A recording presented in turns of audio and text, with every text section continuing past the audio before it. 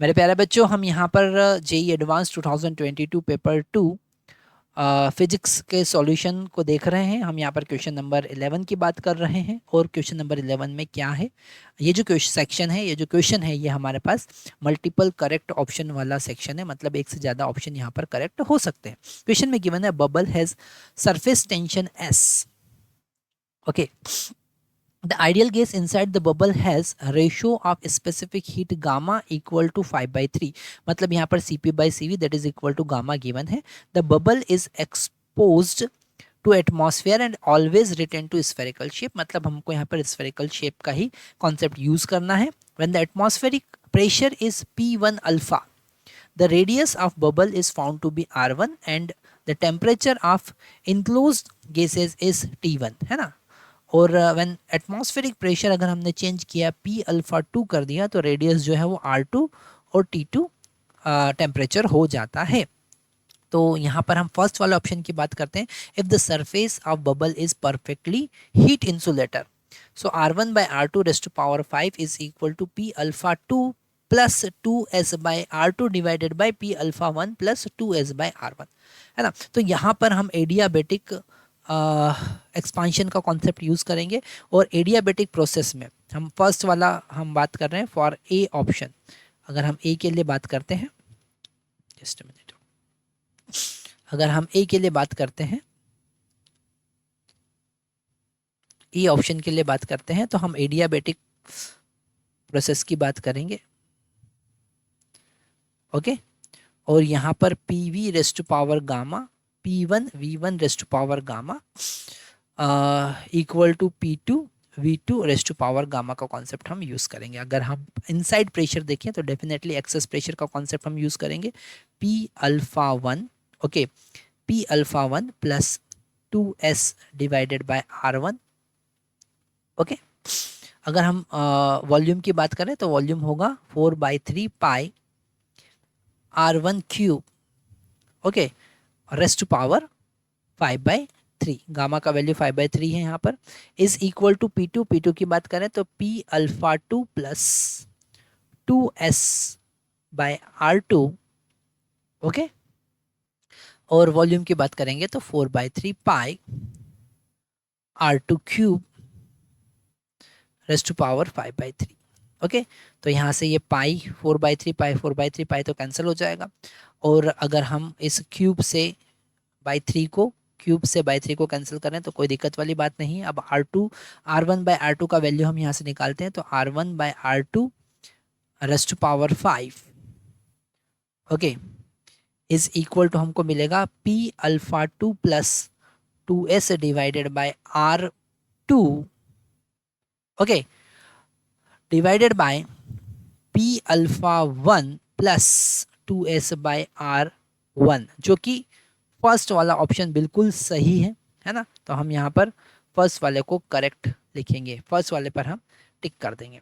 Second वाला बात करें हम, if the surface of bubble is perfectly heat insulator then total internal energy of bubble including the surface tension does not change with external atmospheric pressure. अगर वो insulator है, ठीक है, तो इंटरनल एनर्जी तो चेंज होना ही है। अगर आप यहाँ पर उसका वॉल्यूम चेंज करेंगे तो वर्क डन होगा, इंटरनल एनर्जी चेंज होगी। तो बिल्कुल यहाँ पर लिखा है डज नॉट चेंज, ये बिल्कुल गलत है, ऐसा नहीं होगा, चेंज होगी, इंटरनल एनर्जी चेंज होगी, क्योंकि वॉल्यूम चेंज हो रहा है।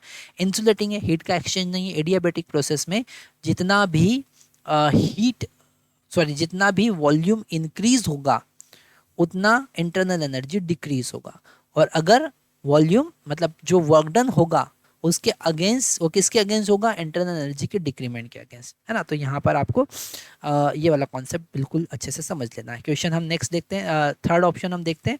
यहाँ पर गिवन है if the spherical bubble is perfectly heat insulator, okay, and the changes in atmospheric pressure temperature is negligible.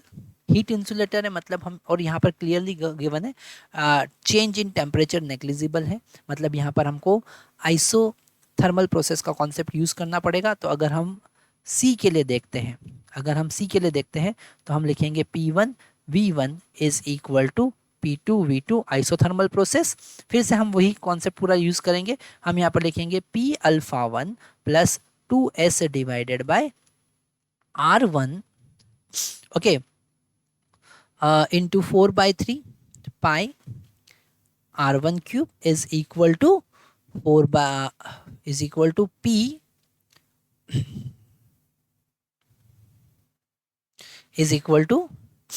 P alpha 2 plus 2s divided by R2 into 4/3 pi R2 cube. यहाँ पर definitely जो cancel होगा और R1 bye R2 का whole cube, फिर से वही हमारे पास आंसर आने वाला है P alpha 2 plus 2s divided by R2 divided by P alpha 1 plus 2s divided by R1। Okay, तो यहाँ पर C वाला ऑप्शन करेक्ट होगा, सही ऑप्शन। नेक्स्ट हम देखते हैं डी वाला option, if the surface of bubble perfectly heat insulator. फिर से हमारे पास एडियाबैटिक प्रोसेस का कॉन्सेप्ट आ रहा है और यहाँ पर प्रेशर और टेम्परेचर में रिलेशन हमको फाइंड करना है। इसके लिए हम नेक्स्ट स्लाइड लेंगे। तो यहाँ पर प्रेशर और टेम्परेचर में रिलेशन चाहिए एडियाबैटिक प्रोसेस के लिए। अभी हम बात कर रहे हैं फॉर डी, है ना। तो हमको पता है PV raise to power gamma constant होता है और V का वैल्यू अगर हम पुट करें nRT divided by P raise to power gamma, तो हमको रिलेशन मिलेगा P raise to power 1 minus gamma और T raise to power gamma. Okay, T raise to power gamma, ठीक है। मतलब हम यहाँ पर लिख सकते हैं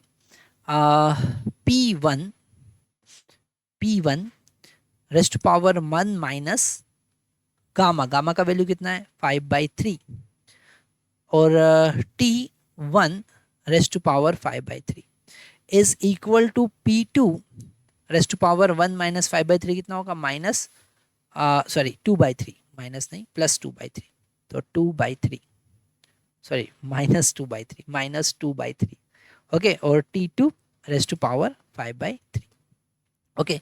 अब हम यहाँ पर P1 P2 का वैल्यू पुट कर देंगे जो हम हर बार पुट कर रहे हैं। P1 का वैल्यू जो है इनसाइड, अगर हम फर्स्ट केस में देखें तो P alpha 1 plus 2s divided by R1 raise to power minus 2/3 okay is into T1 raise to power 5/3 is equal to P alpha 2 plus 2s divided by R2 raise to power minus 2/3 into T2 raise to power 5/3, ठीक है। अब हमको यहाँ पर T2/T1 निकालना है, तो हम लिखेंगे T2/T1 raise to power 5/3 is equal to, यहाँ पर नेगेटिव में पावर है तो एक्सचेंज हो जाएंगे, मतलब ये वाला टर्म जो है वो न्यूमरेटर में आ जाएगा। तो P alpha 2 plus 2s by R2 और हम यहाँ पर 2/3 है ना, तो यहाँ पर पावर लिख सकते हैं 3/2, ठीक है। हमने यहाँ पर दोनों साइड पावर का इनवर्स पावर का मल्टीप्लाई कर दिया, तो डिनोमिनेटर में हमको मिलेगा P alpha 1 plus 2s divided by R1, यहाँ पर 3 से 3 कैंसिल होगा। T2/T1 रेज़ टू पावर 5/2 यहाँ पर मिलता है, मतलब ये वाला ऑप्शन बिल्कुल डी ऑप्शन हमारे पास करेक्ट है। ओके, तो ए भी सही है, बी गलत है और सी यहाँ पर सही है, ठीक है। Thank you very much.